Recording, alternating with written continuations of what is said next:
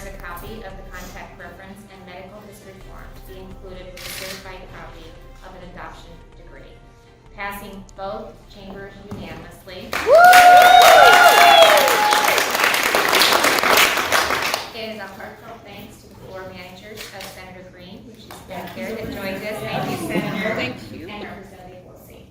As well as Representative Jones. It's Marty. I think I should give you some good time. And Annette, thank you. So there's a lot of people that played a role in getting this done. So thank you very much. And it is an honor to be able to sign this bill today. Just a special thank you to all of you who joined us for this really great occasion, right?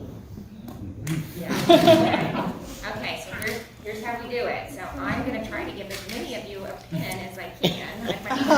So to do that, you can say I signed the bill. You guys love watching. It's going to look kind of like I got one of my grandchildren that are signing this bill. And here we go.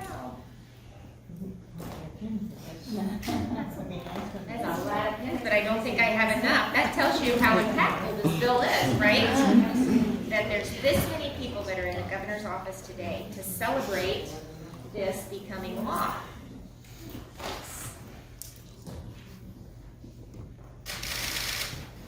And celebrate even some that aren't with us today, right? Yes. That worked hard to get this done. Very much so. Yeah. Very much so. Yeah.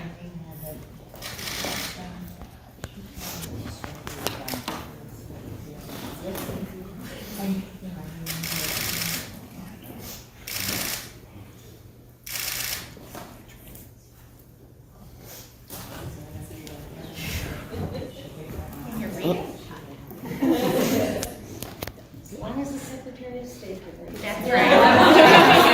Thank you, Marty. Yes.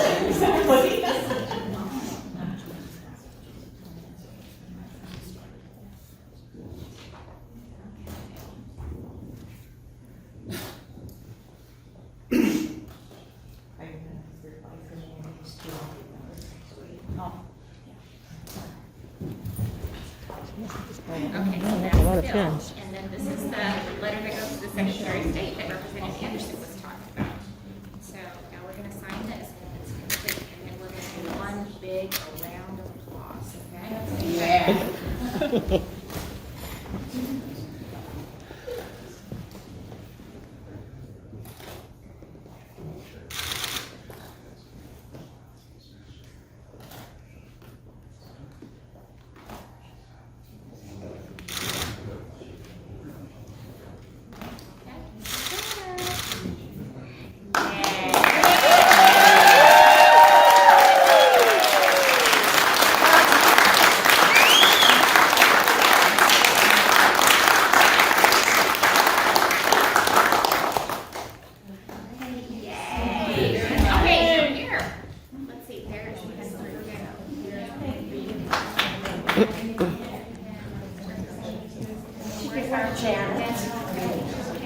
If you don't get a pen, we also have pens over here we can give you on the way out that are red.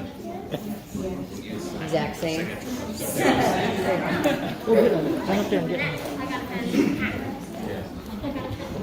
That's the house rules.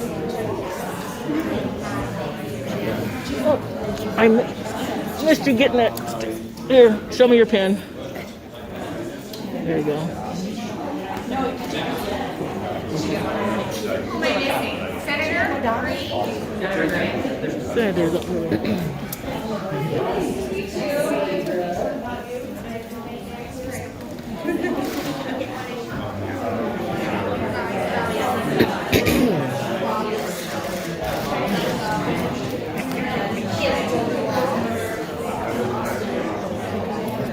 Hello, welcome to Fawn Talk. I'm Nick Dreesen with Families United Action Network. Fawn Talk is where we come together to talk about family law reform issues that are affecting our community and just have a conversation. Today, we are joined with a very special guest, Michelle Spear from Liberty Central, and that's Liberty Central, Iowa. And she's been fighting for a bill that we're going to get into, but it's been a long fight. And so I'm just going to bring her in to let her share her story. So Michelle, welcome. Please, if you could just tell us a little bit about yourself and what got you into all of this. Sure. I am an Iowa-born adoptee, And in 2013, another female, another lady in Iowa reached out to me and said that she was trying to get her original birth certificate. She currently in the state of Iowa, if you want any kind of records or your original birth certificate, you have to petition the courts. So you have to go through a judge, and Iowa law states that you must have good cause. Well, at the time, she was, had breast cancer and had petitioned the courts, and the judges said that that wasn't good enough cause for her to get her information. So through some other advocacy things, she was put in touch with me, and her and I started Iowa Adoptee and Family Coalition. Now, I use the term coalition loosely in that it's just a Facebook group. It basically started as a way for other Iowa-born adoptees to come together, to have a place to talk and a place to vent and a place to learn and be educated. It's surprising that many adoptees don't realize that they have 2 birth certificates in Iowa. So that's kind of how we got started. And can you explain that? Why is there 2 birth certificates? So everyone is issued a birth certificate at birth. Okay. Still, I mean, been that way for a long time. Upon adoption, so it could be adoption at birth, it could be adoption from foster care, it could be a step parent adoption. Anytime an adoption takes place, Iowa Vital Records issues what they call an amended birth certificate, meaning they issue a completely new birth certificate with your adoption information. So it looks like the people that adopted you gave birth to you in a city or a town that they may have never been to. Like, for example, we have one who say was adopted in Ottumwa, like she was born in Ottumwa, and then her parents were from Des Moines, and she was adopted, and her birth certificate looks like her mom and dad were in Ottumwa on this day and gave birth to her. Okay, that doesn't sound like a huge deal, but it can cause problems. Iowa's really good about making their amended birth certificates look accurate, but there are cases, especially earlier, so like in the 40s, 50s, 60s, maybe they weren't as good about it as they are now. So we have some older people in our coalition, adoptees, that really, really need their original birth certificate. And Primarily, what would be some of the reasons that they would need those or even want those, and what would be the difference between a need or a want? yeah, exactly.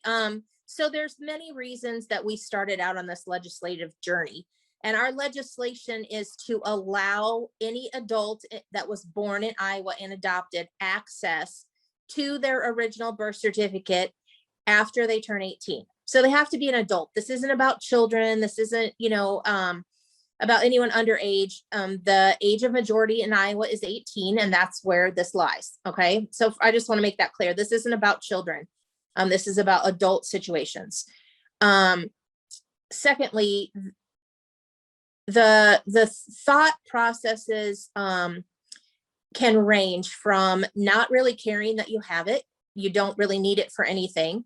It can be because you just want it because it's yours. Like, it's my original government document. And as an adult in Iowa, I'm one of the few citizens. I'm actually the only citizen in Iowa that can't have that, my original birth certificate. And then there's some other things. So some tribes, Native American tribes, if you were adopted and you are Native American, you have to have your original birth certificate to register with your tribe. Okay. So, and are there some travel issues that can come to play with passports and other different things for certain individuals? absolutely. So this is kind of a strange one, but there are some people that they see it, we've only seen it so far in like step parent adoptions, but we have a gentleman who was born in the 70s, and his mother was issued a delayed birth certificate for him when his stepdad adopted him. And that has caused problems for him his whole life. He had a difficult time getting financial aid to go to college. And then just recently, since 9/11, the government kind of changed how they do passports through the Patriot Act. And those passport applications, if you have one and look at it, it says right on there, if your birth certificate was issued 18 months after your date of birth, you must do one of these following things. And then it lists 4 things that you must have. You must have a blood relative that was witness to your birth. Well, as adoptees, we wouldn't have that. You must have a family Bible that lists, the births. And then finally, one of them is you can produce a circumcision record from the hospital that you were born in. So this gentleman wanted to take his wife on a cruise up through Alaska and Canada and go into Canada for their 25th wedding anniversary. And he was denied a passport because his was a delayed birth certificate. It took him 2.5 years. He finally got it because he was able to produce a circumcision record from the hospital. Yeah, that's just crazy. A little story that most people don't know about me is I actually am an adoptee, but not as normal people would think about it. My mother has always been in my life, but I was born Nicholas Edward Hattie.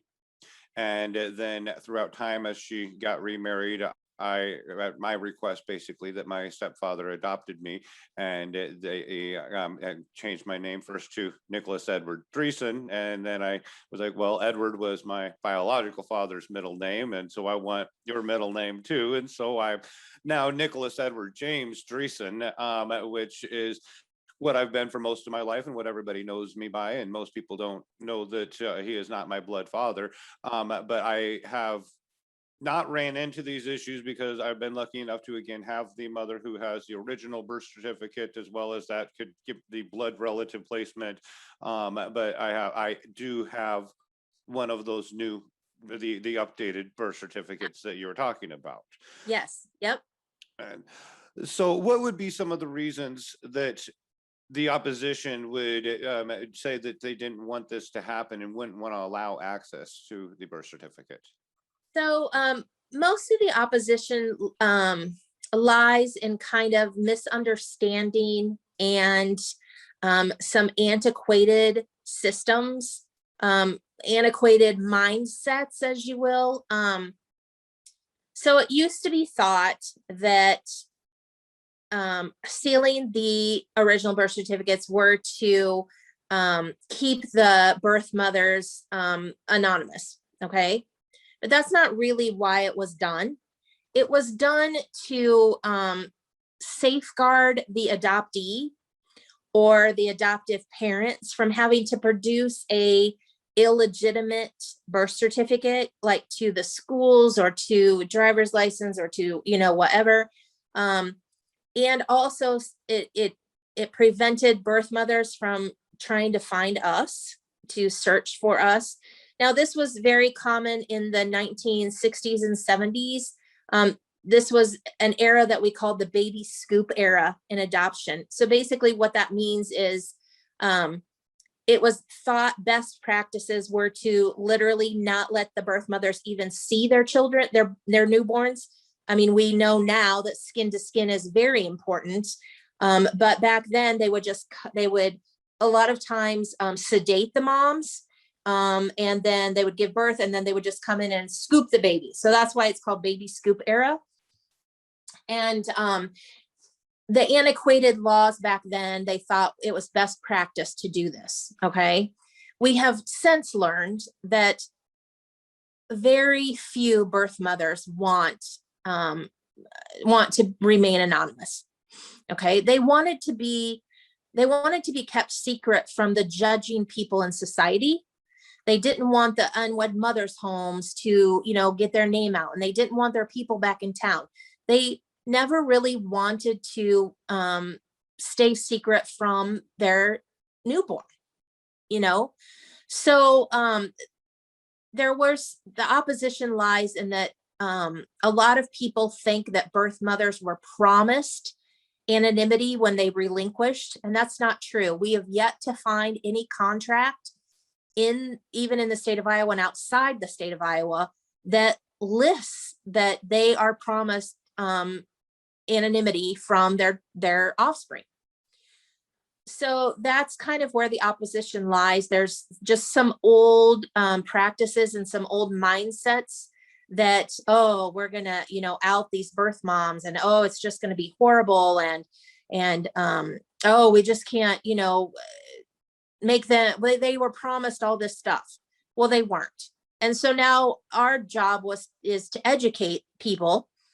We have lots of birth moms in our coalition, and all of them will tell you they were never promised anonymity from their child. So in our legislation, we had to make some compromises because of that mindset. And there are numerous other states that have done this same legislation, okay? And that was actually something I was just getting to, is that you actually have legislation. That's House File 855. Now, before we really dive into that, this is not the first year that you have introduced this or a similar bill, is it? How long have you been fighting this? We introduced our first House file in 2014. 2014. Okay. And is it the verbiage pretty similar then, or? Nope. We've had to evolve and compromise and make some changes. There were some changes that were made that we didn't support. And so we kind of had to scratch that one session and then kind of start over the next session. It's a work in progress. It's a compromise. As with any legislation, you have to weigh out what you're willing to give up and what you're not willing to give up. Yeah, what's actually going to get you closer, or what's going to set you back and build your momentum, or get you farther. It's give you a appeasement bill just to shut you up and hope that you'll go away. Yes.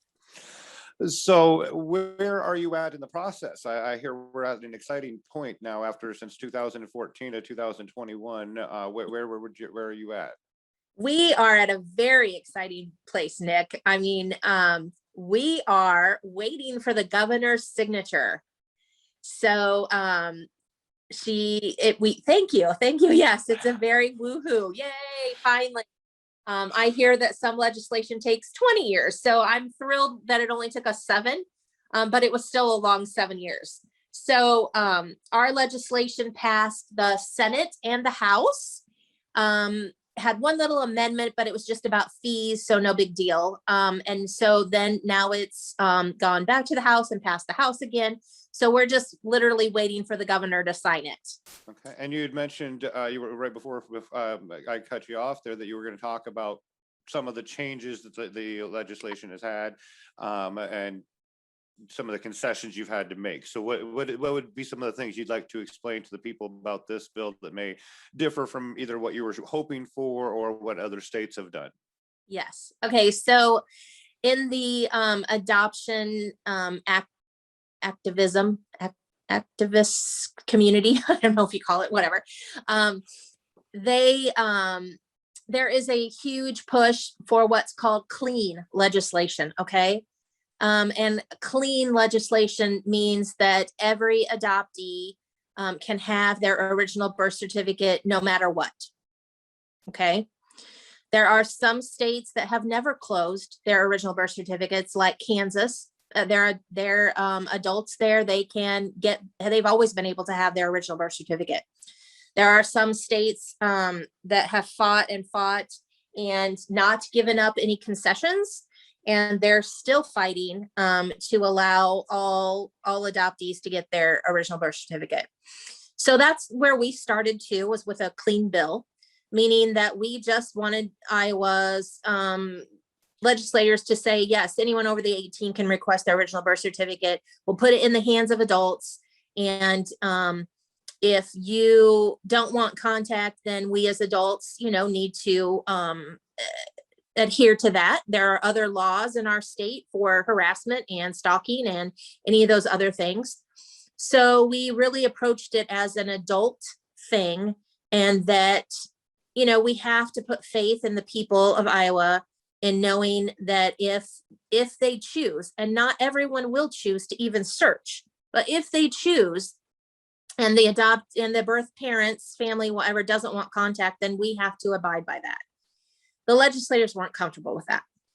So they really wanted us to kind of do some more work and come up with some way to kind of satisfy everyone. So in doing that, we came up with what we call a contact preference form. So any biological parent can fill it out, and it gives, our original one gave them 3 choices. One choice, or one part was, yes, I want to be contacted. Here's my current name and my phone number. 2, I want to be contacted, but please use an intermediary. Here's who I would like you to call first: my priest, my counselor, my husband, my daughter, whatever.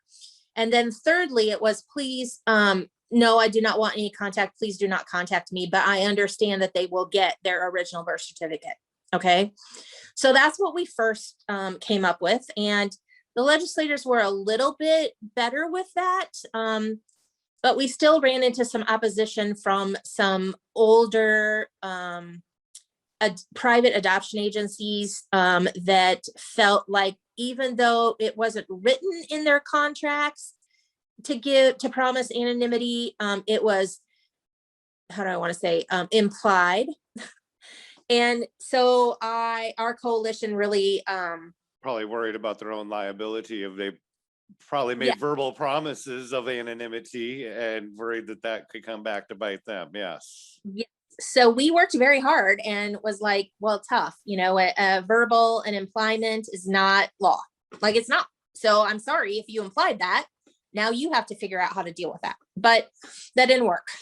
So we, in one of the inner sessions, we met with Catholic Charities, Lutheran, a couple legislators, and we all talked just kind of about it and did some more education. And then that session, the legislator came out with her own bill and basically took it completely the opposite direction. So she put in there what we like to call a mother may I. And that's the contact preference form. But that third option being, no, I don't want contact, and no, you can't have your original birth certificate. And we were like, yeah, no, that's not what we want. That's not going to fly with us. In all the other states, the percentage is like 0.08% of birth mothers that ever ask for redaction. So less than 1%. And I tried to educate, the legislators, and we kind of just gave up that year and just thought, you know what, we're just going to start fresh next year. Next session, we're going to scratch that one that she introduced and just kind of go back to the groundwork. And we did that. So that was 2 years ago, I think 2 years ago. And this time we came up with a 4th option on the contact preference form. And that 4th option is, I do not want contact. I also request that you redact my, meaning the birth parents, personally identifiable information.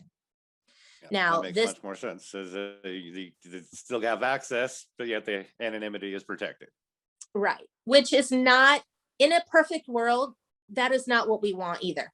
But in legislation, you have to figure out how you can protect and make the laws good for everyone, right? I mean, you know that. Like, sometimes laws aren't good for everyone. Sometimes they lean one way or the other. And so we have to, come to this compromise and reach out. And I truly believe that the statistics that we are saying of less than 1% ever ask for redaction is true. And so I said, I will stand on that, and I will allow, our coalition will allow you to add that fourth option. And then we'll come back in 5 years and show you that no one asked for redaction. No one did. So it's pointless. So why even have this? I just want to point out just how far and how much one individual can get done. And you have this whole team behind you, but it's, again, you took the initiative to go down and find your rep. You took the initiative to start the coalition. You have done a lot. And so we all want to applaud you and look to you as motivation that yes, we can. Yeah. And so very good job. As while doing this, or would you say that since this wasn't a specifically clean bill, as you put it, do you think that there's still more work to do, or do you think that this is going to appease most people going, or you think this is still going to be continued? I think it's a great start.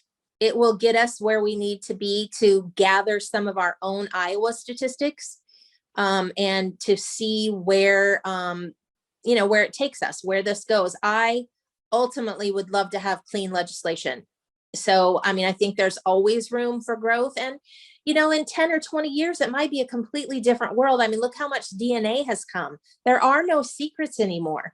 And I kept telling, the legislators that actually giving me my original birth certificate is much more private than me doing my DNA and reaching 800 of my cousins to figure out who had a baby in high school.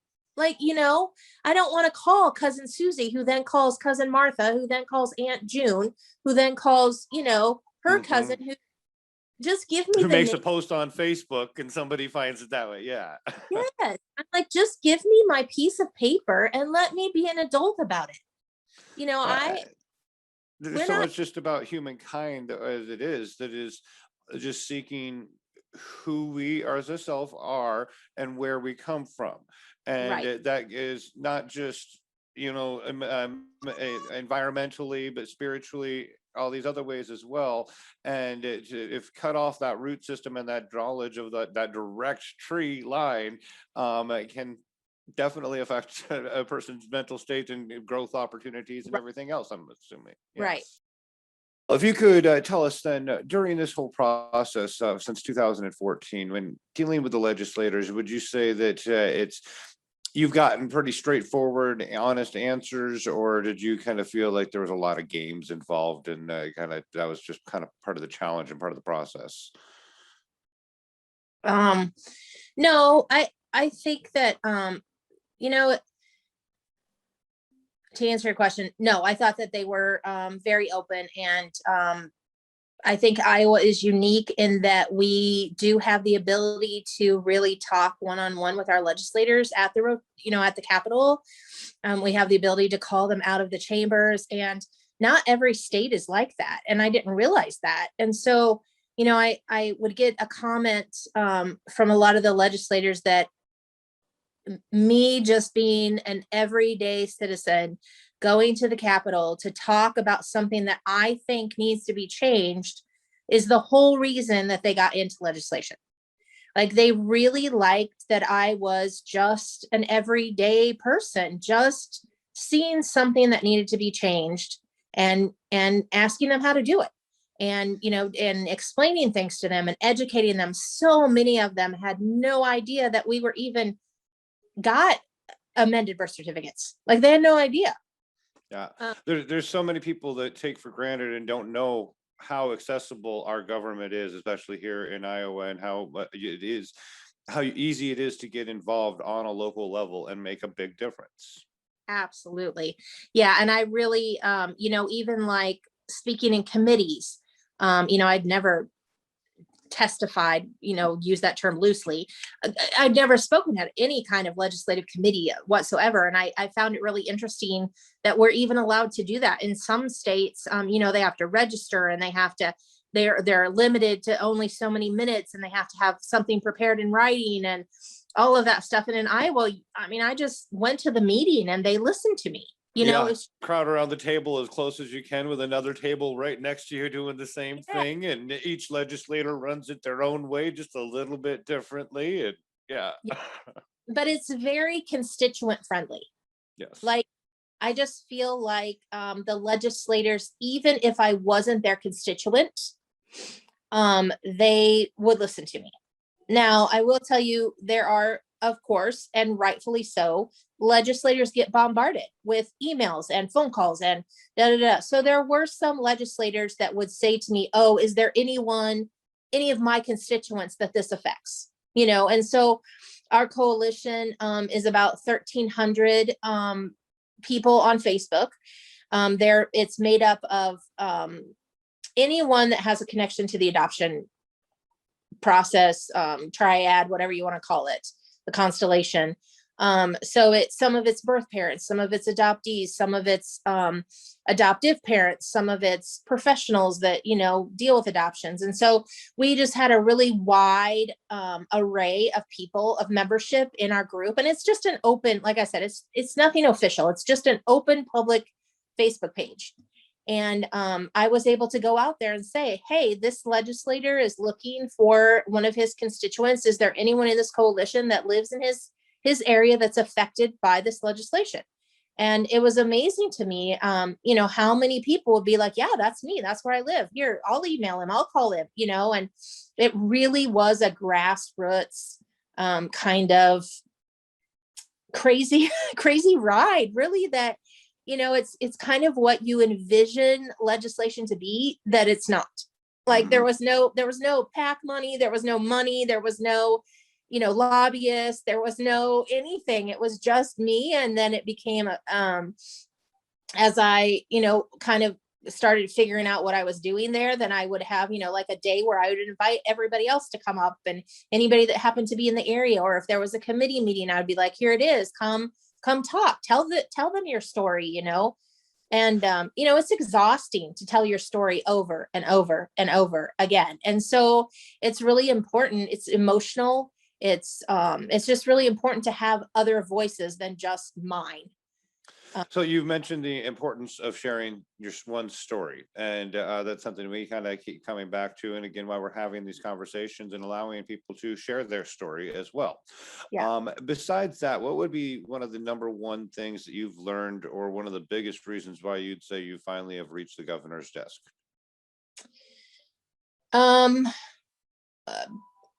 Persistence, perseverance, persistence, not giving up. Like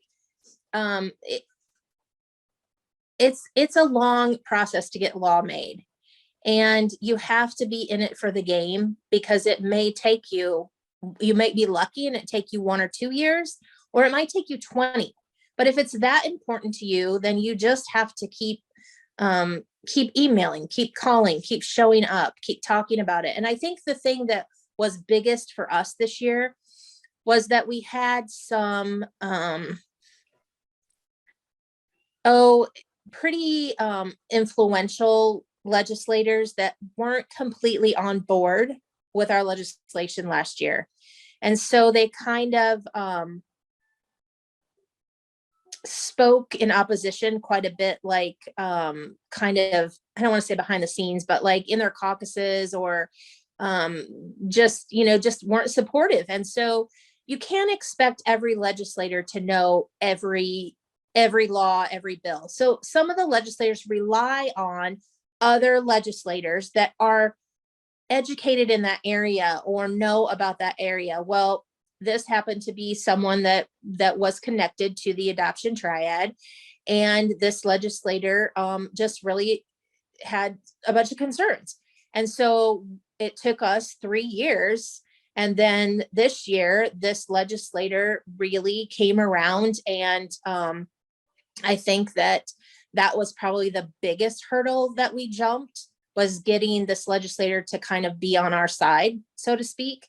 And they were super happy with the compromises that we made, and then ended up being very vocal for it. So I think that helped. And then Marty Anderson is a birth mother. She's from Polk County, Des Moines area. She's in the House, and she really has a great birth mother story. And so she shared that with the legislators, and really opened up some, you know, some hard stuff that she's been through and just how important it is to her. And she's in reunion, and her birth daughter found her through DNA, and she just really shared her story. And I think the legislators appreciated that too. Absolutely. And so do you feel that there was any sort of system to turning those legislators? Was it simply just sharing the stories and being persistent? Yeah, and I think it's this last year we kind of did a different approach too. It was really hard to get across to legislators that this isn't just it isn't just going to happen one way. Okay. So this is affecting a wide array of people. And so we made this flyer that showed different people and what they might do if this law got passed. So for example, it would be, this is Joe, and Joe was adopted in 1970, and Joe's amended birth certificate looks fine. He's probably not going to request his. Here's Sally, who was adopted in 1940s, who was taken away like in her youth from her parents, knows who they are. They're all deceased. She's, she's reunited with her family. She just needs her original birth certificate to register with her tribe, and then we did one of, this is, so-and-so, and they want their birth certificate. They don't need it. They have, their amended birth certificate was fine, but they want it because they want to search. This is what they want to do. And then here's a birth mother who is praying that her child wants their original birth certificate. So we kind of had to show them that it was a large variety of people that this will affect in different ways. Mm-hmm. It isn't just, oh, here's the adoptee, give them their birth certificate, they're going to search. That isn't what it's about. It's a wide array of people.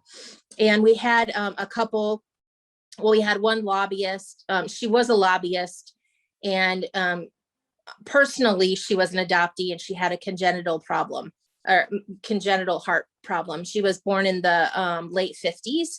And in one of the summers when they're out of session, she passed away. And so we shared her story because she had gone to the Capitol and talked to them and said, I just want to know my medical history. Like, I just want to find them because I'm not privy to my medical history either. So I have to find someone that can give me some answers. And unfortunately, she passed away. So, that was kind of a pushing block as well. We're like, these people are dying. They're dying without this piece of paper. The lady that wanted to register with her tribe, that was her dying wish in hospice. And she passed away too. As I mentioned earlier, that eternal question of where did I come from is Yes. all of the humankind always searching for that on some level. Yeah. And she was born in like 1942. Her parents are long gone. Like, just let her have it. Like, that's, there was some of that happened too, where like these people are elderly. Like, just let them have it. It's an antiquated law, antiquated system. And there was a time and place for it, but no more. Well, again, congratulations on getting the bill passed. Now, for those that would like to find you in your group, what would be the easiest way to find you? On Facebook, and it's Iowa Adoptee and Family Coalition. All spelled out. Okay. Yep, all spelled out. And that's the best way. We're gonna start a public awareness campaign.